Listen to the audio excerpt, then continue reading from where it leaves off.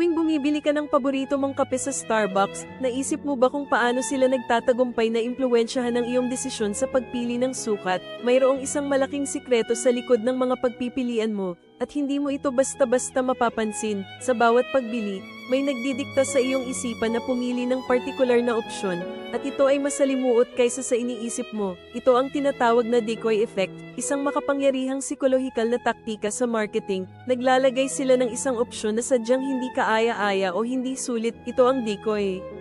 Ang layunin ay gawing mas kaakit-akit ang iba pang mas mahal na produkto na sa una ay hindi mo man lang pinansin. Ginagamit ito para gabayan ka patungo sa mas kumikitang desisyon para sa kanila.